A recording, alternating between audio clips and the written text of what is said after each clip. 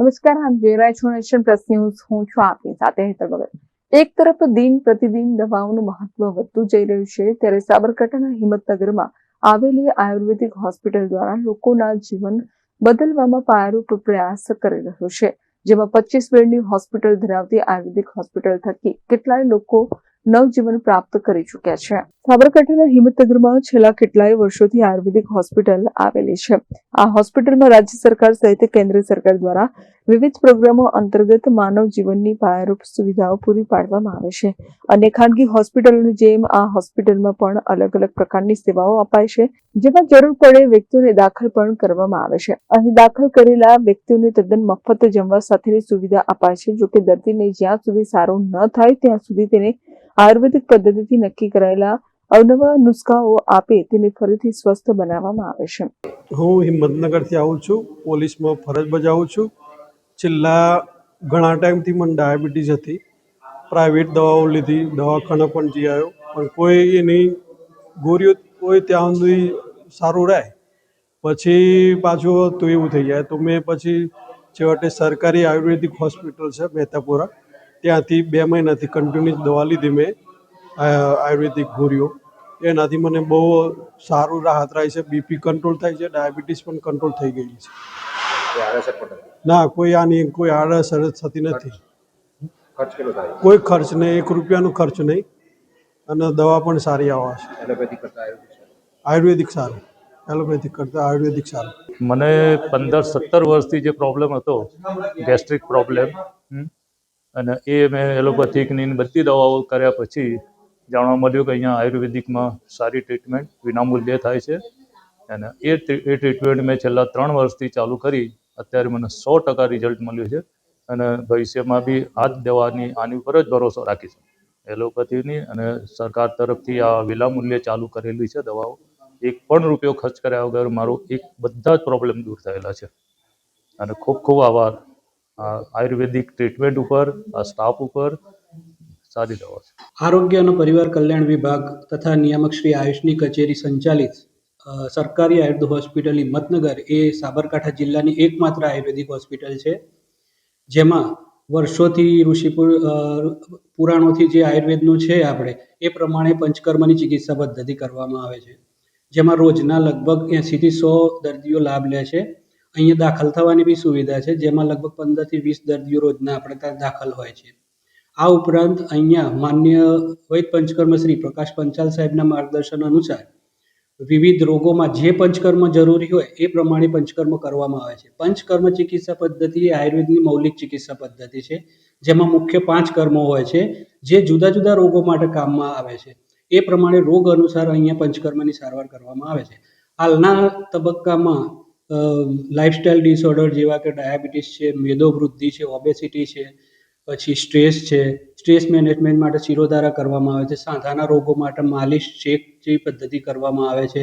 નાના બાળકોની પણ સારવાર કરવામાં આવે છે, જેમાં સીપી ચાઇલ્ડ હોય કે જેના ચાઇલ્ડથી બાળપણથી જેને પોલિયોની એવી તકલીફ હોય તો એવા બાળકોને ષષ્ટિશાલી પિંડ સ્વેદ નામની એક પ્રક્રિયા કરવામાં આવે છે. આ રીતે પંચકર્મ ચિકિત્સા પદ્ધતિ રોગની મૂળગામી ચિકિત્સા પદ્ધતિ છે, રોગ જળમૂળમાંથી નાશ પામે છે.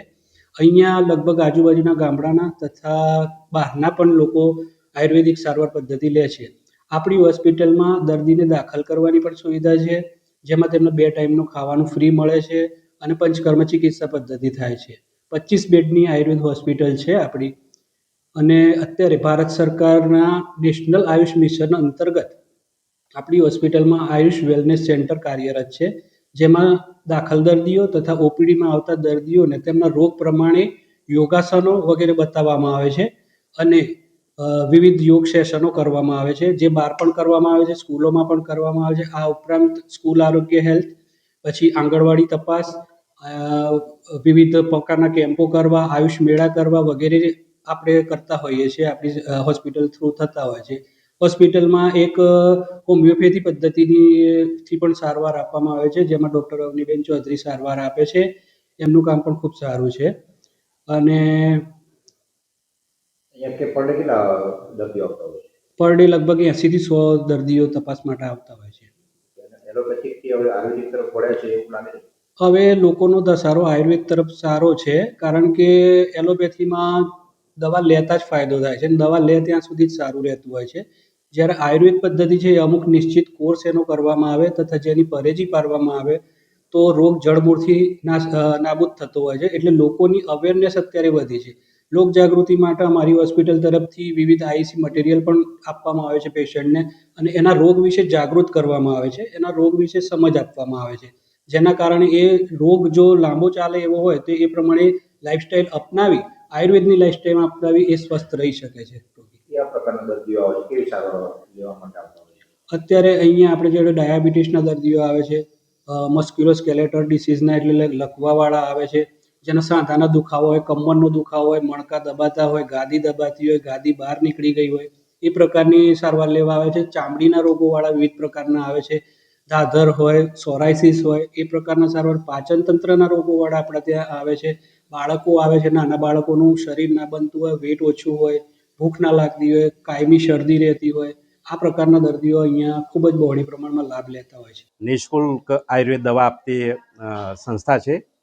અત્રેની આયુર્વેદ હોસ્પિટલમાં વાના દર્દી, ડાયાબિટીસના દર્દી, સ્કિન ડિસીઝના દર્દી અને હાલમાં સિઝનેબલ જે ઋતુજન્ય જે બીમારી કહેવાય, શરદી, શ્વાસ, કફ, એના દર્દીઓ લાભ લઈ રહ્યા છે. અહીંયા કોઈ પણ જાતનો ચાર્જ લેવામાં આવતો નથી. અને વિશેષમાં વધુ સારવાર માટે કદાચ પેશન્ટને જરૂર પડે તો આઈપીડી પેશન્ટ એટલે ઇન્ડોર પેશન્ટ તરીકે દાખલ કરવામાં આવે છે. અને ઘણા એવા જૂના હઠીલા રોગો હોય તો એવા ઘણા લોકોને ઘણો ફાયદો થયો છે, જે ઘણો ખર્ચો કરીને આવ્યા હોય.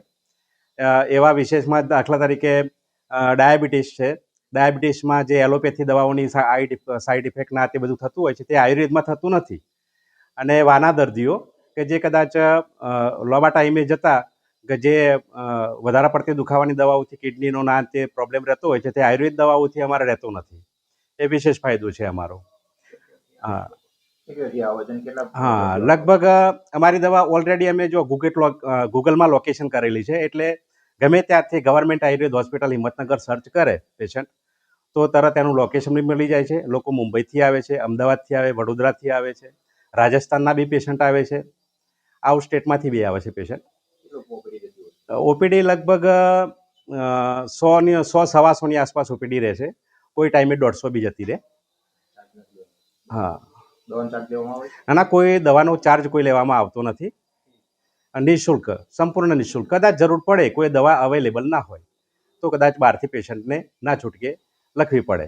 Jitendra Solanki, nation plus news, Sabarkantha.